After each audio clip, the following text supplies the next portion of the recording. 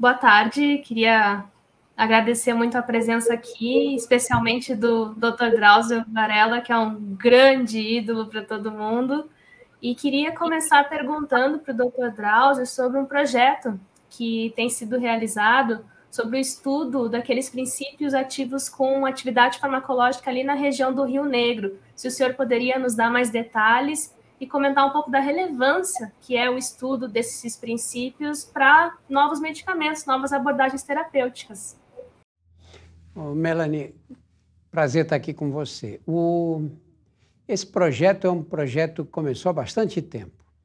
Uma vez eu organizei um congresso aqui em São Paulo e veio para esse congresso o Dr. Robert Gallo, que foi um dos descobridores do vírus da AIDS. E depois nós fizemos uma viagem para o Rio Negro. A Unip, a Universidade Paulista, tinha um barco no Rio Negro chamado de Escola da Natureza. E ali, conversando sobre isso, ele falou: quem é que estuda sistematicamente as plantas dessa região? Eu não soube dizer para ele. E ele me disse: olha, o único jeito de manter a floresta em pé é dar uma finalidade para ela. E eu fiquei com essa coisa na cabeça E aí, fiquei tentando organizar, eu tinha uma relação com o pessoal da Unip, da Universidade Paulista, e propus para eles criar um projeto de bioprospecção de plantas dessa região do Rio Negro, aproveitando que tinha o barco lá e que era uma instituição universitária. E esse projeto começou nessa época, hoje está aí por uns 25 anos, mais ou menos, e vou até explicar como funciona, porque eu sou apaixonado por essa história aí. Olha, enquanto a humanidade fazia chás e receitava chás, a medicina pôde evoluir muito pouco, porque o chá é uma mistura de substâncias. Há uns ótimos, né? Você toma um chá de erva cidreira, você fica relaxado. Minha avó me dava chá de louro quando eu era criança, tinha dor de barriga. Mas, na verdade, a medicina só pôde evoluir quando você isola no chá o princípio ativo. Então, isso é feito assim: você vai na floresta, coleta amostras de plantas de determinadas famílias. Uma dessas amostras vai para o herbário com a localização do GPS para você saber onde ela está, se precisar voltar. E esses GPS atuais são maravilhosos, né? Você chega muito perto mesmo na localização, fica fácil encontrar. E aí você prepara um extrato. O extrato o que é? Você moe a planta, moe as partes da planta, só o caule. Em outra amostra você moe as folhas, etc. E depois disso você prepara as soluções. As soluções você usa a água e o álcool. A água dissolve determinadas substâncias, o álcool dissolve outras. Depois de dissolvidos, preparados esses extratos, eles são ressecados, liofilizados, transformados num pó. E é esse pó que depois vai ser diluído para os estudos farmacológicos. Nesse projeto, nós estamos focalizados em bactérias resistentes aos antibióticos e em células tumorais malignas. Então, assim que é feito. Você aí tem vários sistemas experimentais onde você faz o estudo desses extratos. Eu acho que a Unip tem hoje a maior estratoteca da região do Rio Negro. Mais de 2.300 extratos guardados em freezer para estudos posteriores. Isso me manteve muito ligado às florestas do Rio Negro. Eu não gosto de falar no Amazonas. As pessoas falam floresta amazônica. Parece que você chega lá e conhece a floresta amazônica. É enorme, né? Você pega um avião em Belém, esse avião fica voando sobre a floresta o tempo inteiro. Ou você pega um avião em São Gabriel da Cachoeira, que é a última cidade do Rio Negro, fica perto de 1.000 quilômetros de Manaus, e para chegar na fronteira, em alguns pontos da fronteira com a Colômbia e a Venezuela, você fica 1 hora num avião pequeno voando sobre a floresta, né? É uma área imensa, pela qual tem um carinho muito especial.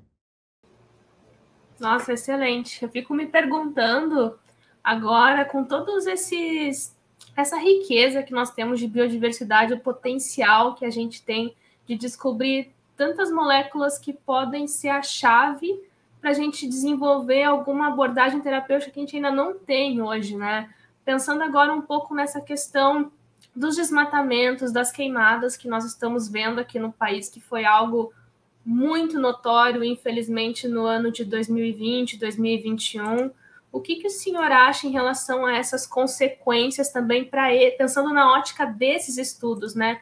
Não só, claro, existem consequências extremamente severas para todos os povos que residem lá, para toda a fauna que tem lá, mas penso agora também incluindo essa questão de toda essa biodiversidade, essa proposta tão bonita que esse estudo e tantos outros estão realizando para essa busca de componentes terapêuticos. O que o senhor, então, poderia acrescentar sobre essa relevância na ótica de que estamos destruindo esses ambientes, né? Perdendo essa oportunidade de estudo e também de preservação?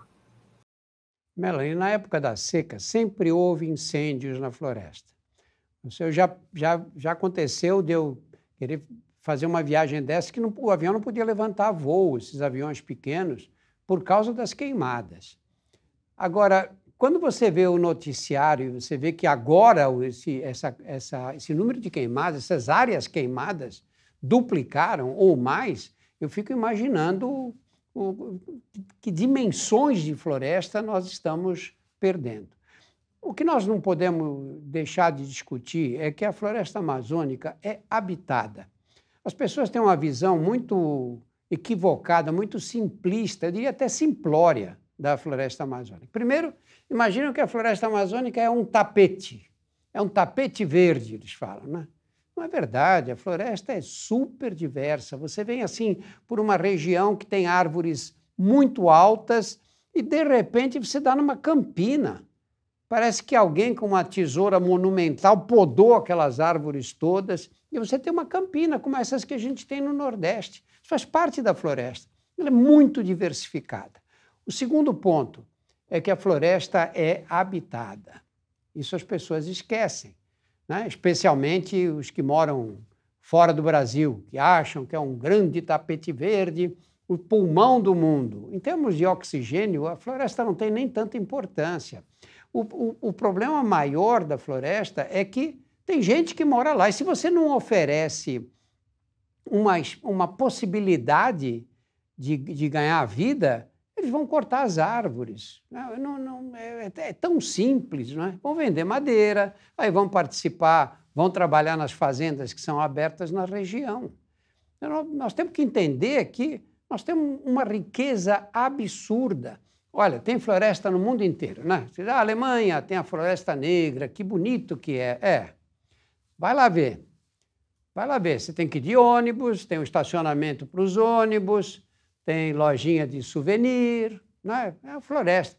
Excursões, bando de gente e tal. Você sai de Manaus, estou falando de um lugar que eu conheço. Você sai de Manaus, sobe o Rio Negro, 30, 40 minutos, nesses barcos que vão devagar, você está no meio do nada, não tem mais gente, está no meio da floresta. E essa floresta, em muitas das áreas, estão iguaizinhas às de 1500, quando os portugueses chegaram aqui. E nós temos uma riqueza incalculável. Os nossos bisnetos provavelmente serão pessoas que viverão num país muito mais rico por causa da floresta, porque nenhum outro país tem uma floresta tão diversificada e com as dimensões da nossa floresta.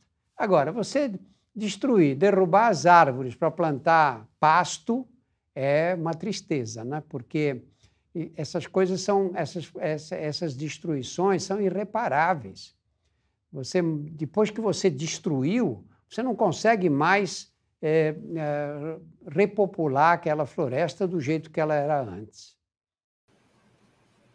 Perfeito. Eu fico bastante preocupada também com isso, né? Porque a gente tem toda essa questão da destruição desses locais, né? Da proximidade cada vez maior que, por exemplo, alguns animais selvagens vão ter com pessoas que residem nessas áreas onde fazem essa fronteira, por exemplo.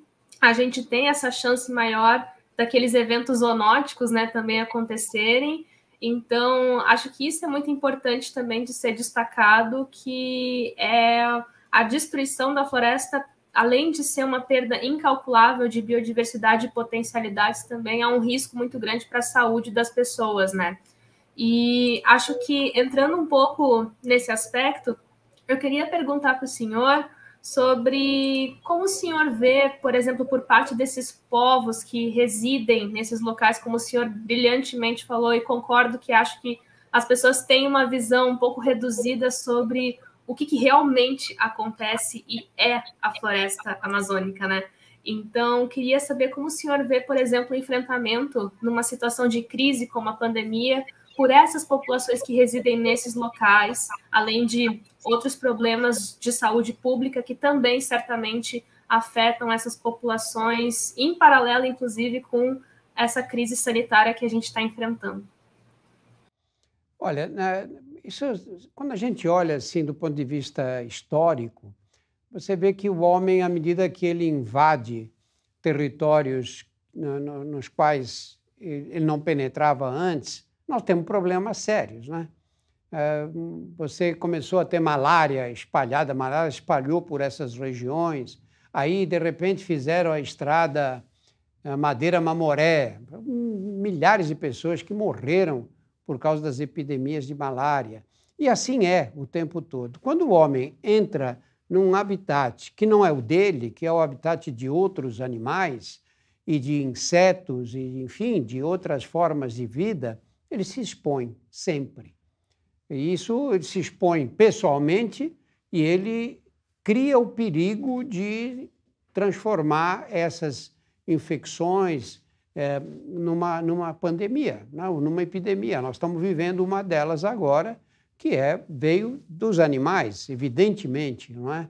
Aconteceu na China, como podia acontecer em qualquer outro lugar. Quando você conversa com os epidemiologistas, eles consideram que nós vamos ter ainda uma pandemia gerada na região amazônica, porque cada vez o homem penetra mais fundo, cada vez o homem destrói mais esses habitats e aí se expõe.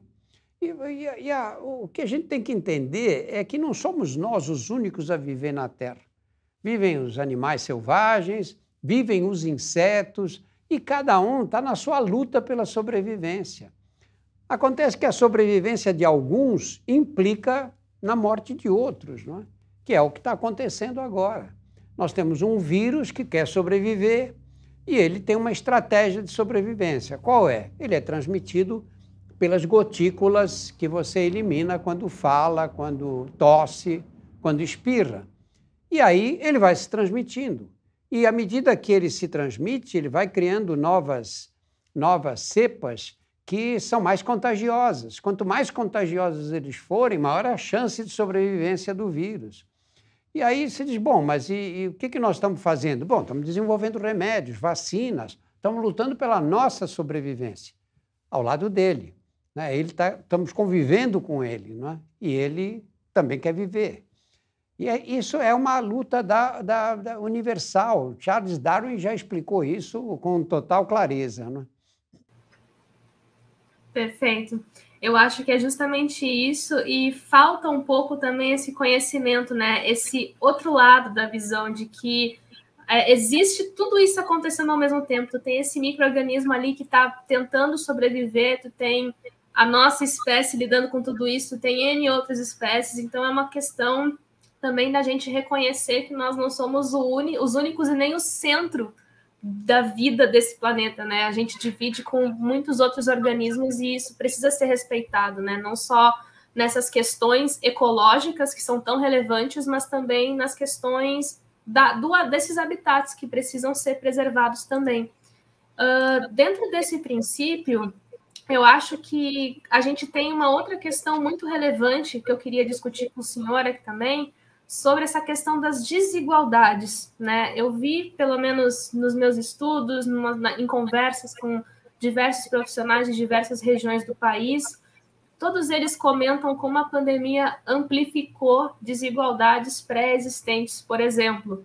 E essas desigualdades, assim como alguns estudos afirmam, elas também são decisivas em relação a como esse enfrentamento vai ser feito, né? E tem uma repercussão importante também no impacto da pandemia nessas populações que têm algumas desigualdades maiores em relação a outras. Eu queria saber o que o senhor acha sobre essa questão dessa vulnerabilidade dessas populações num país tão desigual, né, vivendo esse cotidiano pandêmico, por exemplo, e o que o senhor entende, assim, dentro desse contexto, que seria importante para a gente internalizar para uma próxima pandemia, para uma próxima crise que nós certamente, infelizmente, iremos enfrentar, tomara que não num curto prazo, né? Olha, Melanie, quando você analisa a história das epidemias no mundo, como é que elas começam? As grandes epidemias, a gripe espanhola, a epidemia de peste nas cidades europeias nos séculos passados, todas começam como? Começam através dos viajantes, em geral pessoas de maior poder aquisitivo. Elas é que se infectam fora e que trazem o vírus para junto daqueles que não viajam, portanto, os mais pobres. E todas elas começam na classe média alta ou entre os mais ricos e depois vêm descendo para os mais pobres. E sempre o preço mais alto é pago pelas camadas mais desfavorecidas da população. Foi assim com todas. Olha o exemplo típico da AIDS, que agora a gente já tem um entendimento melhor, não é? A AIDS começou entre pessoas que viajavam para os Estados Unidos, para as capitais europeias, e que adquiriam o vírus lá e que depois acabavam transmitindo o vírus no ambiente em que viviam. Então, sempre foi desse jeito. O Brasil, a gente é um país muito desigual, a gente se conformou com essa desigualdade. E eu acho que isso é um erro gravíssimo, péssimo. Olha, pega o caso da escravidão. Pensa o seguinte, até ontem nós tínhamos escravos no Brasil. Aí você ia passando numa rua, as pessoas iam passando e viam um negro sendo açoitado com chicotadas. E aí as pessoas viravam o rosto e continuavam andando. Fazia parte. Naquela época, se você dissesse, não, tem que acabar com a escravidão, isso é um absurdo a sociedade admitir. As pessoas diziam o quê? Ah, mas como é que vai ser? E a economia, como vai ficar sem a mão de obra escrava? Aí um dia, por vontade política da sociedade, ficou decidido que acabou a escravidão, não tem mais, pronto.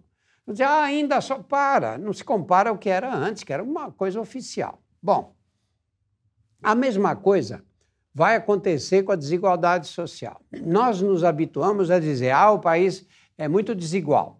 Só o Catar que é mais desigual do que o Brasil, só o Catar. Isso não é o nosso destino. Isso é passível de modificação.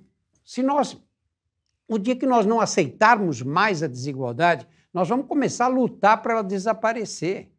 Eu acho que todas as pessoas que têm responsabilidade no Brasil, todos os legisladores, todos que trabalham no executivo, deviam ser obrigados a se submeter a uma lei. Qualquer medida que for estabelecida no país tem que responder à seguinte questão: aumenta ou diminui a desigualdade?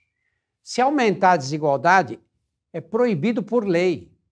Nós só podemos adotar medidas que atinjam a sociedade, que sejam importantes para ela, se nós diminuirmos a desigualdade. Pronto. Isso tem que ser uma decisão nacional. Sabe por quê? Porque atinge, por uma questão de humanidade, porque não apenas atinge os mais pobres, os mais desfavorecidos, como não é bom para ninguém. Ou você acha que é bom você ser rico no Brasil?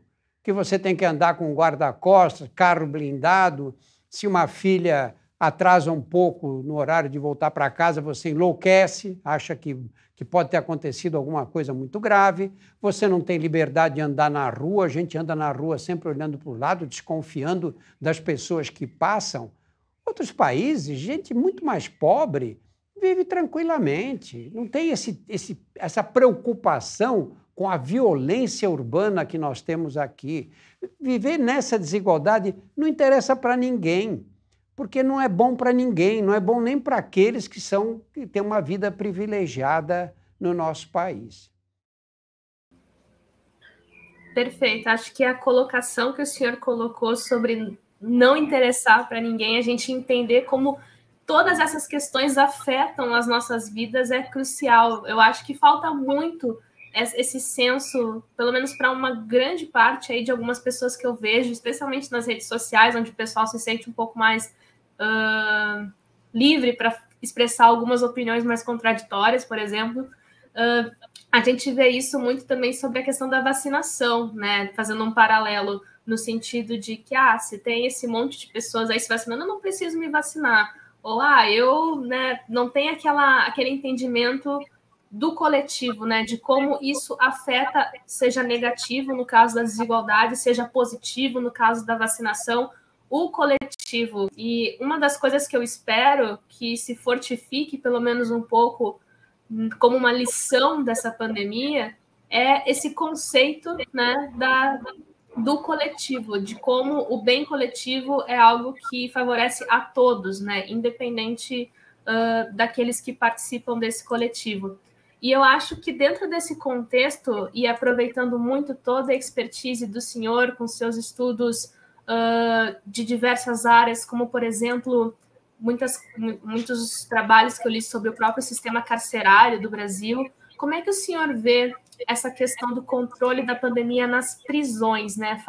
Estamos falando aqui sobre essa questão das desigualdades, de vulnerabilidades, e o sistema carcerário é um sistema, né, onde a gente viu muitos surtos de Covid-19. Eu moro aqui no Rio Grande do Sul e tem uma cidade, por exemplo, que tem algumas prisões, por exemplo, e a gente ouve muito, né? Tá tendo surto lá nessa cidade, tá sendo surto lá naqueles presídios, né? Com uma certa frequência. Então, eu queria ouvir do senhor, na sua experiência, como o senhor vê essa questão do controle das pandemias nesses locais aqui no país. Olha, eu vou te dar a experiência pessoal que eu tive com essa história da Covid-19 nas prisões. Aí, por metade do ano passado, as cadeias americanas foram consideradas o principal foco de disseminação da epidemia. Os Estados Unidos são o país que mais prendem no mundo, não é? Eles têm 2 milhões de americanos que estão presos. A maior parte, desproporcional, é de negros e pessoas e latinos, pessoas dos países latino-americanos. Muito bem. E eu achei que no Brasil ia acontecer uma grande tragédia, porque se imagina, se nas prisões americanas, em que não existe nem perto da superpopulação que nós temos nas nossas, estava acontecendo isso, imagina aqui, você pega uma cela, pega um cadeão de Pinheiros aqui em São Paulo, que são celas construídas para 25, para 15 pessoas, não tem nenhuma com menos de 30. Dormem no chão, um colado no outro. Isso aqui vai ser disseminar um vírus desse que passa pelas secreções respiratórias, isso vai se disseminar, vai ser uma grande tragédia. Eu, na época, fazia parte daquele grupo de 7 especialistas que controlava a distribuição dos recursos da doação do Banco Itaú Unibanco de 1 bilhão. Lembra disso, né? E a gente foi nomeado um grupo ali de voluntários, claro, de médicos com alguma experiência em saúde pública, e eu seguramente era o que tinha menos experiência dos 7, os outros eram gente do maior nível, e para discutir onde é que esse dinheiro ia ser aplicado. E uma coisa que nós fizemos foi destinar uma verba para distribuir máscaras em todas as prisões do Brasil. Falando assim parece fácil, né? Parece que você pega as máscaras e sai distribuindo em todas as prisões. Não é assim, o Brasil é muito grande. E nós estudamos uma forma de fazer essa distribuição que foi a seguinte: a gente encaminhava as máscaras para as secretarias de administração penitenciária. 2 máscaras para cada preso Não, 3 máscaras para cada preso e 5 para cada agente penitenciário, para cada funcionário das prisões. Nós conseguimos fazer essa distribuição de todas essas máscaras. E o mais curioso, você diz, bom, mas na cadeia você entrega a máscara e você acha que o cara vai usar? Está lá preso, que para ele Olha, foi um sucesso. Acho que se usou mais máscara, ou se tem usado mais máscara nas cadeias hoje do que na rua, porque é uma ameaça real. Aí você diz, bom, mas são todos bandidos. Tudo bem, ainda que fossem todos bandidos, a gente tem alguns que não são presos injustamente, mas, ainda que sejam todos bandidos, eles não querem morrer. Ninguém quer morrer. Aqui o cara sai pela rua, fala, não vai acontecer nada. Na cadeia ele sabe que se ele pegar, ele está ali no meio dos outros, ele vai transmitir para os outros, vai criar um problema. Nós não temos esse levantamento do número de mortos nas cadeias. Nós tivemos eles levam duas vantagens em relação à população geral. No Brasil, a grande maioria das pessoas na cadeia tem aí entre 18 e 30 anos, ou 35 anos. Uma população mais jovem, que quando se infecta, tem menos chance de desenvolver complicações. Nós não temos esse levantamento geral. No estado de São Paulo, ele é surpreendentemente baixo. Eu não tenho os números atuais, mas é um número bem baixo. Excelente. Acho, ao mesmo tempo, incrível todas essas colocações que o senhor está colocando aqui para a gente, bastante perturbadora essa ausência de dados, né? É muito importante ter esse levantamento, especialmente num lugar onde existe um risco muito grande de transmissão, por ser um lugar fechado, né? Um encarceramento. Então, acho que torna ainda mais relevante a gente ter esses levantamentos de dados, não só nesses contextos, mas em vários outros que, até o momento, nós não temos um indicativo da real situação que possa estar acontecendo lá. Então, é muito, muito bacana e com conhecimento imenso, assim, esse depoimento que o senhor nos deu aqui agora. E uma coisa que também me ocorre um pouco sobre esse aspecto é essa questão de por que nós não temos esse levantamento, né? Pode ter N explicações, N causas sobre isso, mas me pergunto o quanto essa falta de investimento que nós estamos vendo cada vez maior na pesquisa não pode ser um determinante ou algo que influencie e impacte isso substancialmente. Então, depois de todos esses cortes que nós estamos vendo, esse último agora, que foi um golpe extremamente duro na ciência brasileira, eu acho que seria um momento extremamente enriquecedor se o senhor pudesse nos abrilhantar com a sua opinião, com a sua análise sobre essa questão dos investimentos, não só para a gente fazer pesquisas como essas, tantas outras pesquisas, essa maravilhosa que o senhor comentou agora sobre esses compostos ativos na Amazônia, mas queria saber essa questão da importância desses investimentos para o presente, mas principalmente para o nosso futuro.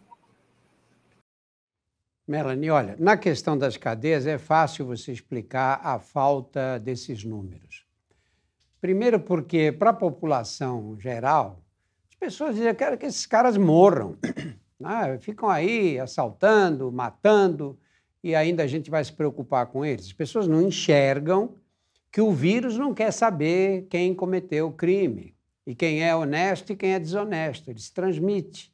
E você não pode ter focos de transmissão do vírus, porque isso extravasa para a sociedade e se espalha. Enquanto houver vírus localizados em determinados setores, nós não vamos estar tranquilos. Em determinados países, não vamos estar tranquilos.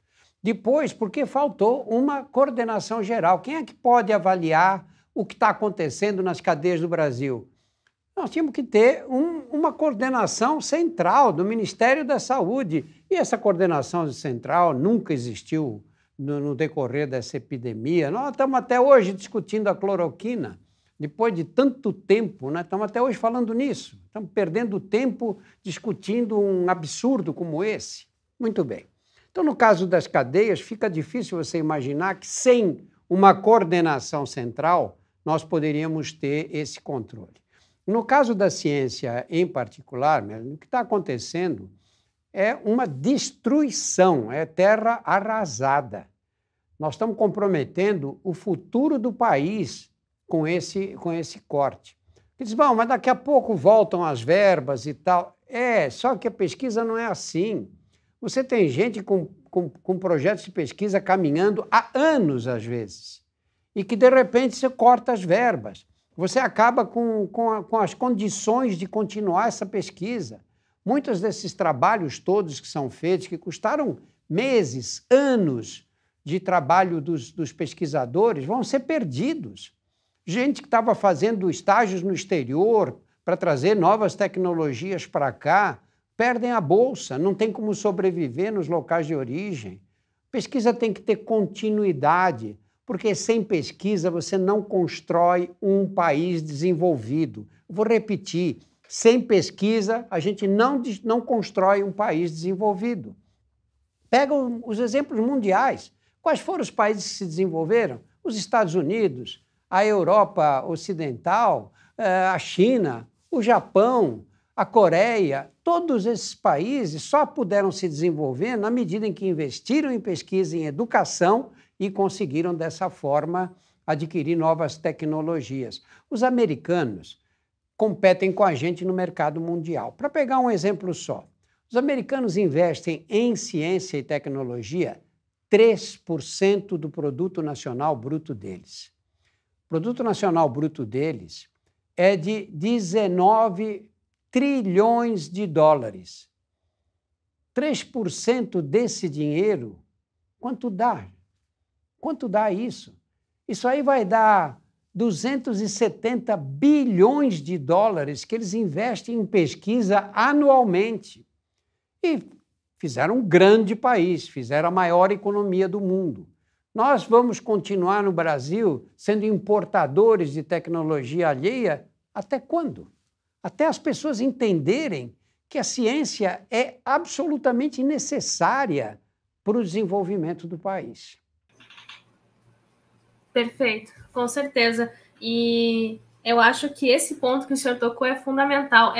São coisas que estão sendo continuadas há muitos anos. São pesquisas que estão há muitos anos acontecendo e precisam desse recurso, da garantia que o recurso vai ser recebido para as próximas etapas. Assim como a gente tem projetos de doutorados que duram 4 anos, projetos de pós-doutorados, que, ao ser interrompidos no meio, como é que fica a pesquisa desse pós-graduando, a vida desse pós-graduando? A pós-graduação hoje é a força motriz da pesquisa científica brasileira. Então, claro, eu acho que esse é um ponto cerne, assim, que o senhor tocou, e essa falta da coordenação nacional, que o senhor colocou muito bem, essa falta desse posicionamento ativo do Ministério da Saúde para lidar de uma forma centralizada e coordenada com esse enfrentamento da pandemia e suas múltiplas esferas, é um problema crítico que acontece desde o início da pandemia e a gente, como o senhor falou, segue vivendo ele, né? É uma coisa que a gente já teve muito tempo para tentar, de alguma forma, minimizar isso e até o momento é uma continuidade de um mesmo erro iniciado desde o início de uma situação que a gente não conhecia, mas agora a gente já conhece algumas coisas sobre ela. Então, é algo bastante aterrador. E uma questão que eu acho que, frente a isso, houve um destaque é dos próprios profissionais da saúde, nesse caso, né? A gente vê o esforço heróico que muitas dessas pessoas estão realizando desde o início da pandemia para tentar segurar essa situação nos nossos centros de saúde, nossos hospitais, unidades de saúde.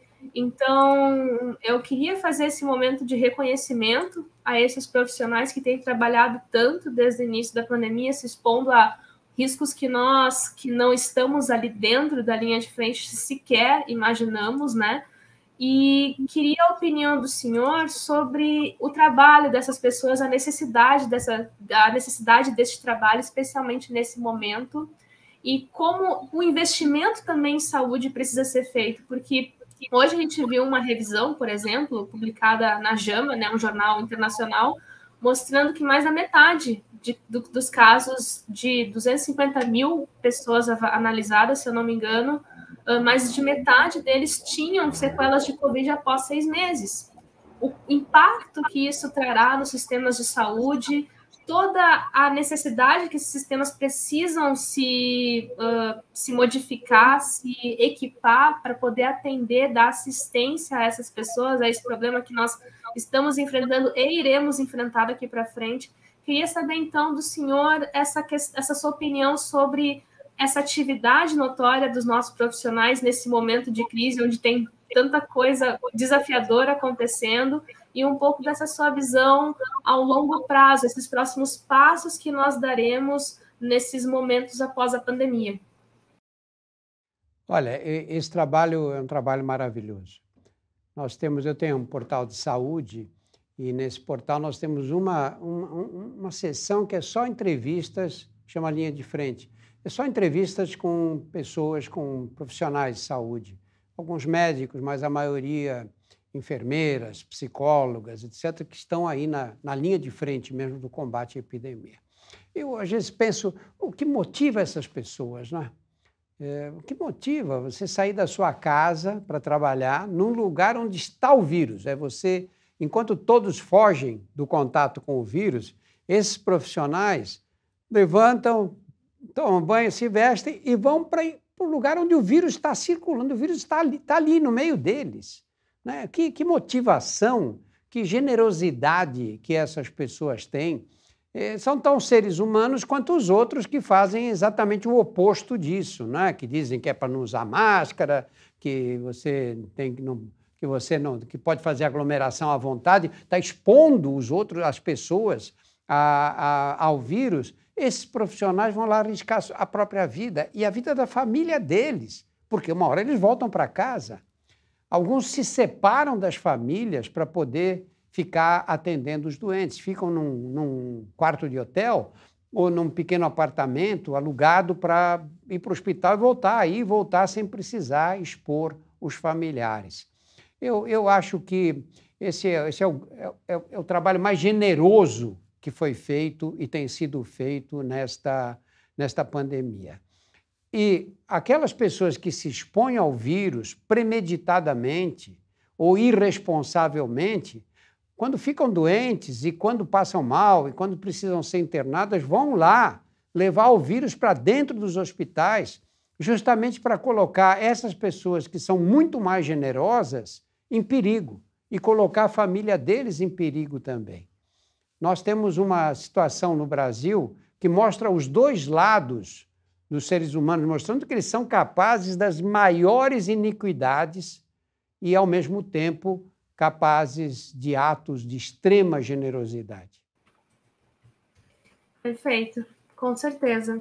É algo que eu tenho muitos colegas, eu sou biomédica, e então tenho muitos colegas que participaram ali na questão do diagnóstico, de estar dentro de laboratórios, recebendo centenas de amostras todos os dias para fazer um diagnóstico mais rápido.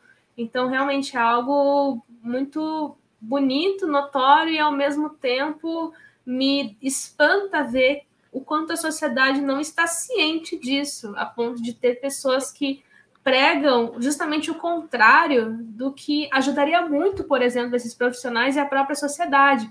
Então, a pessoa que diz, eu não preciso usar máscara, não preciso se vacinar, isso e aquilo, o que essa pessoa está propondo, então?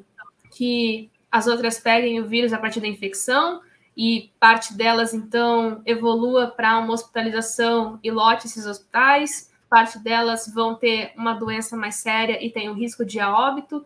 Então, eu acho aterrorizante a gente estar em outubro de 2021 e ainda ter pessoas frente a todos os avanços e benefícios que as vacinas estão trazendo, por exemplo, pregar esse tipo de coisa.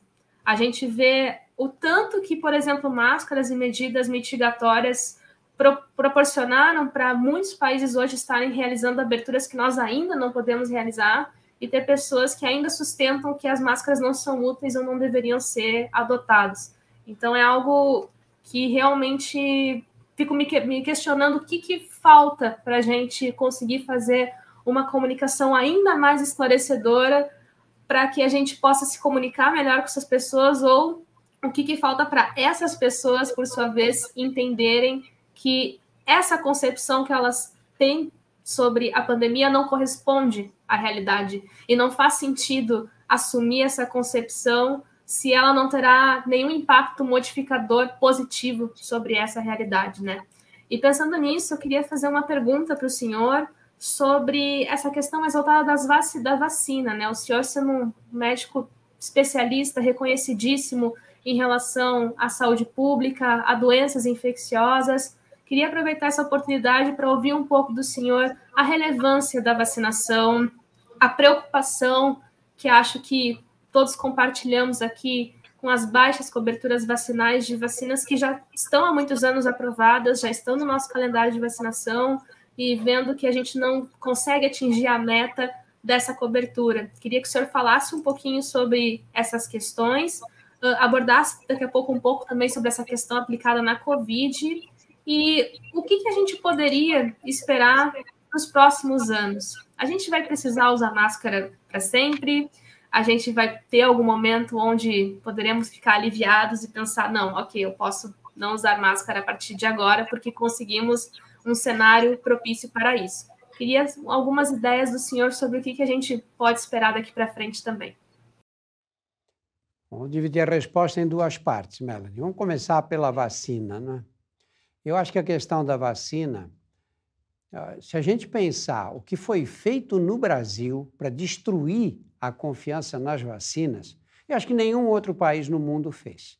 Você tem grupos anti-vacinas na França, na Inglaterra, nos Estados Unidos, muitos, mas você não teve em nenhum lugar de um país civilizado um presidente da República que pregasse, que dissesse que não precisa tomar vacina, que desse o exemplo que o nosso presidente da República tem dado.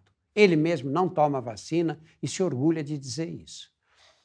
Nós não compramos vacina quando precisávamos comprar e por isso nós somos o segundo país em mortalidade. Morreram no Brasil 600 mil pessoas, todo mundo sabe disso, né?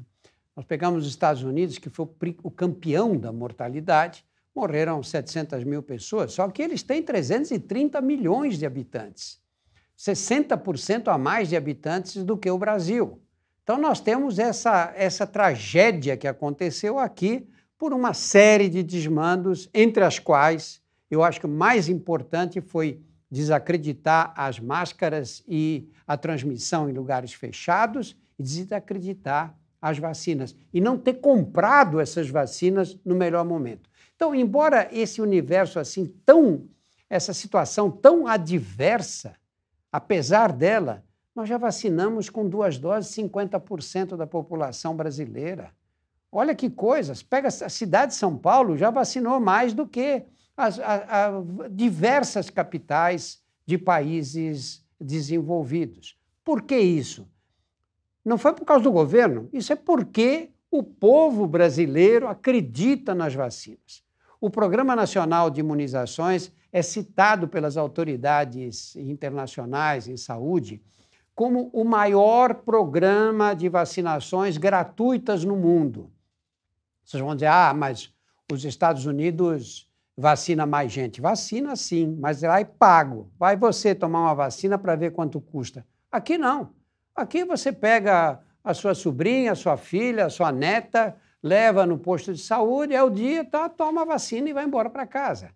E a população acredita, você vê o que aconteceu nas cidades todas quando começou a distribuição de vacinas contra a Covid. Filas e filas, gente chegando de madrugada para ser vacinada. O brasileiro acredita na vacina. Desde que a gente disponha de doses suficientes, e se não tivesse passado por esse período todo sem esse tipo de preocupação de comprar vacina, nós vacinamos a população inteira, praticamente todos vacinados, que vai ser a única forma de controlar a infecção, a transmissão da doença. Agora, em relação ao que vai acontecer, essa epidemia é muito mais fácil você saber o que aconteceu do que prever o futuro. Mas o que vai acontecer? Vamos pensar no que está acontecendo agora. Está todo mundo muito feliz, mas está acabando, está acabando. Nós estamos ainda com uma média aí próxima de 500 por dia, 500 mortos por dia.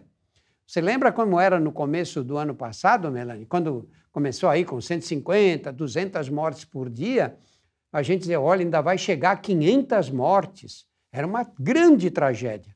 Só que como passou de 3 mil por dia, agora tem aí 400 e tantas, você diz, não, tá bom, tá melhorando, tá acabando. Não está acabando.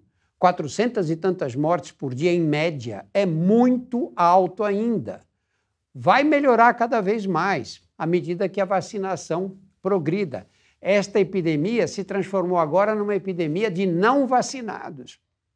O número de casos entre aqueles que tomaram o esquema de vacinação, receberam o esquema de vacinação completo, é muito pequeno o número de mortes entre esses doentes. O que nós temos que fazer agora? Não afrouxar nesse finalzinho, senão não acaba a epidemia. Não acaba. Nós temos já prefeitos dizendo, não, porque no carnaval vamos fazer. Não tem carnaval, não pode ter. Transfere o carnaval para junho, julho, para o meio do ano, para a gente ver para onde as coisas estão caminhando. Se precisar adiar um pouco mais, adia também, ninguém vai morrer, porque em vez de brincar o carnaval em fevereiro, brincou em julho ou agosto. Não vai fazer diferença nenhuma. E a máscara? Aguenta um pouco mais. Nós sabemos que a transmissão a céu aberto, quando a gente está um pouco distante das pessoas, 1 metro, 1,5 metro, é muito rara mesmo. Sabemos também que não precisa ficar lavando com a esponja o tomate, a maçã, o saco plástico, jogando álcool em tudo. Não transmite assim. Não precisa tirar o sapato. Tirar o sapato é bom, não entrar de sapato dentro de casa, com medida geral, como fazem os japoneses. Mas não precisa tirar o sapato para transmitir o vírus, não passa desse jeito. A transmissão por superfícies é muito rara. Então, já dá para a gente viver com mais liberdade. Agora, entrou num lugar fechado, põe a máscara. Obrigatoriamente. Você está na rua. Por que é importante estar com a máscara na rua? Porque você encontra um amigo, de repente você para conversar, porque vem uma amiga, você abraça, beija, e sem querer, você olha, você encosta o rosto, aí a transmissão acontece, embora você esteja a céu aberto. Agora, especialmente nos lugares fechados e mal ventilados, a máscara tem que ser obrigatória. Um pouco mais, alguns meses mais. Nós já passamos aí, sei lá quanto tempo, já passamos 20 meses correndo esse perigo. Agora, na hora de acabar, a gente deixa de andar de máscara. Diz, não, mas é desagradável. Quanta coisa desagradável a gente faz na vida. Eu vim para cá hoje para fazer essa gravação, estava um calor doido. Agora estou com calor aqui. Eu posso tirar a camisa aqui? Eu ficaria mais à vontade sem camisa, mas eu não posso. Fico com a camisa. A mesma coisa tem que ser com as máscaras. Com certeza. Eu concordo totalmente com o senhor. Acho que a gente já está num ponto tão avançado, né, nessa questão de estar ampliando a vacinação, da gente estar começando a ver uma cobertura mais alta para o regime completo, que é tão importante, né? E da bobeira agora, né, acabar de alguma forma botando as coisas em risco e poder ver algum tipo de rebote, um aumento aí de casos, é algo que não faz sentido, considerando exatamente o que o senhor falou, né? É uma questão de alguns meses para ainda baixar mais essas curvas, reduzir ainda mais esse impacto que nós ainda estamos vendo nos hospitais, o número de óbitos, para a gente poder fazer medidas mais seguras, né? E acho que esse alerta que o senhor comentou agora, e principalmente essas recomendações tão importantes que deveriam também estar sendo feitas pelas nossas autoridades, pelos governos e pelo próprio governo federal, é importante que as pessoas entendam a relevância disso, não só para a sua proteção individual, mas para a proteção do coletivo também. Existem algumas atividades que nós podemos fazer hoje com um risco, um impacto menor. Uma caminhada, por exemplo, usando ali a sua máscara, já tem um impacto menor, você está ali no ar livre, no ambiente aberto. Encontrar uma pessoa numa praça, coloca as cadeiras um pouco mais distantes, ficam ali de máscara. São coisas que antes era muito complicado a gente fazer, tendo uma transmissão extremamente mais elevada, uma vacinação ainda por começar a acelerar, mas hoje são coisas que a gente já conseguiu retomar e não tem por que pensar que nós não conseguiríamos retomar outras coisas nos próximos meses, se continuarmos fazendo o que a gente sabe que funciona e que precisa ser feito. Então, eu fecho completamente com o senhor que a gente precisa seguir com essas medidas por um tempo ainda maior, né, por mais alguns meses, para a gente poder ter uma segurança ainda maior de poder retomar coisas que são tão caras para a gente, que a gente sente tanta saudade e gostaria de retomar. E eu queria fechar com uma pergunta / uma reflexão sobre essa história que eu vejo muitas pessoas insistindo sobre o novo normal. Ah, porque o novo normal, o novo normal, o novo normal. Acho que as pessoas têm um apego muito grande ao que nós vivemos antes da pandemia.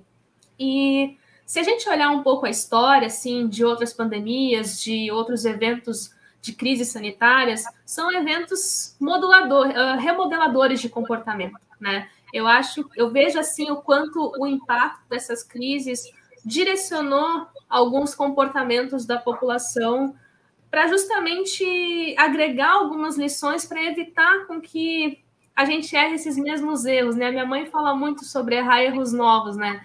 Então, a gente vê, por exemplo, que houve momentos, por exemplo, onde a máscara foi implementada e funcionou para algumas crises do passado. A gente teve a própria questão do preservativo, quando a gente começou a lidar com muito mais intensidade com o HIV, com a AIDS aqui no país e em outros lugares do mundo. Então, são coisas que foram sendo inseridas nessa nossa rotina, nessa nossa sociedade, justamente porque agora que a gente conhece esse risco, agora que a gente conhece esse agente infeccioso que nós iremos conviver com ele, a gente faz determinadas ações para seguir o nosso caminho, para seguir a nossa trilha ao longo dessa jornada.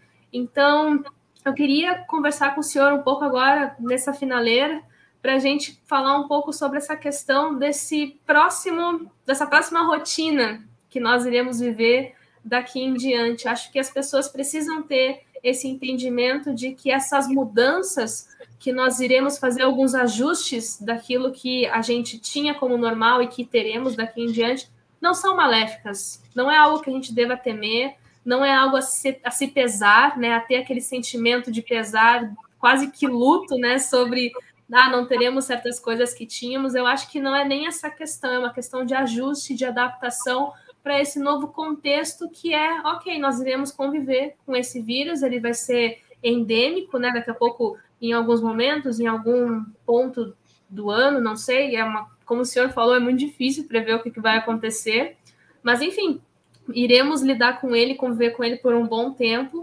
Então, acho que, para a gente encerrar, uma reflexão sobre isso, para incentivar as pessoas a abraçar essa nossa próxima realidade, né? Recebê-la com a convicção de que ela vai nos ajudar a evitar cenários ruins como esse, e que o aprendizado dessa e de outras pandemias, epidemias ou crises sanitárias que nós vivemos no passado precisam ser lembrados e precisamos carregar eles aqui em diante para que a gente possa errar erros novos. Se tiver que errar, que seja um erro novo, nesse caso. Melanie, se você for pensar nas experiências traumáticas que você teve na vida, a perda de um ente querido, um acidente, um sofrimento causado por uma perda de um amor, não é? Um desgosto com um filho, nenhuma dessas pequenas tragédias individuais te deixa igual ao que era antes. A vida muda quando você tem um acontecimento traumático pela frente. E é isso que nós estamos vivendo agora. Eu hoje li no jornal Estado de São Paulo uma pesquisa que foi feita, que nós temos 11 milhões de pessoas no Brasil que chegam a passar 24 horas sem comer nada. Pensa no que é isso. Você acorda de manhã, não tem o que comer, e vai dormir à noite sem ter comido nada. 24 horas, 11 milhões de brasileiros. Isso é inaceitável uma coisa dessas. Eu, quando era estudante de medicina, nos anos 60, nós tínhamos aquelas migrações de gente que ficava no Nordeste ali aguentando a seca, até não ter mais o que comer. Aí juntavam os pequenos pertences que ainda possuíam e saíam pelas estradas no caminho de uma cidade. Morriam muitos deles no caminho. Crianças, adultos, pessoas de mais idade, porque eram pessoas desnutridas, que passavam fome. Isso tinha acabado no Brasil praticamente. Ou estava restrito a pequenos bolsões de pobreza. Agora são milhões de pessoas que passam fome no país que nós vivemos. Sabe, isso não pode continuar assim, isso tem que mudar. Nós temos que tomar medidas para acabar com isso. O Brasil não pode ter esse nível de desigualdade. Na nossa vida pessoal, também vai mudar tudo. Nós não vamos voltar ao normal de antes. O normal de antes já era, acabou. Foi coisa de antes de 2020. Agora a vida é outra. Agora nós temos outras relações de trabalho. Agora nós temos outras responsabilidades que nós temos que respeitar, que nós temos que observar. Agora nós temos que ser mais cuidadosos na eleição dos nossos políticos, porque nós estamos vendo o desastre que isso pode ser ou pode gerar. O Brasil vai ser um outro país depois do que aconteceu. Pode ser que a gente continue batendo a cabeça na parede e tudo bem, aí vai ser muito triste. Mas eu acredito no poder transformador dessas grandes tragédias e principalmente uma tragédia coletiva como esta que tirou a vida de 600 mil pessoas no nosso país. Concordo, acho que foi um fechamento muito reflexivo e muito importante, né? Especialmente sobre essa questão de a gente encarar essa nova condução da vida, né, como realmente esse evento transformador, para que a gente possa seguir por um caminho diferente, um caminho um pouco mais seguro, e a gente espera que também errando menos, né? Especialmente erros que a gente já conhece. Então, queria muito, muito, muito agradecer ao senhor por todas essas reflexões, por todas essas análises que o senhor proporcionou. Queria agradecer muito por essa pesquisa que o senhor está fazendo, que eu particularmente não tinha um conhecimento grande sobre ela, e o senhor trouxe coisas incríveis que vocês estão fazendo. Eu vou seguir acompanhando com certeza, porque é algo de extrema relevância. Eu recomendo todo mundo que estiver assistindo acompanhar também, seguir a página do professor Drauzio, acompanhar esse trabalho, porque com certeza vai ser algo muito revolucionário no nosso entendimento de compostos ativos e de potencialidades, né, para opções terapêuticas. Então, muito obrigada pela oportunidade de estar falando com o senhor, na presença de alguém que me inspirou a entrar numa área da saúde, assim como várias pessoas que podem estar nos assistindo também, e ao evento também, por estar participando aqui, tendo essa oportunidade. Muito obrigada, doutor Drauzio, e vou deixar aqui, caso o senhor queira também fazer alguma colaboração, contribuição final, o senhor fique, por favor, muito à vontade.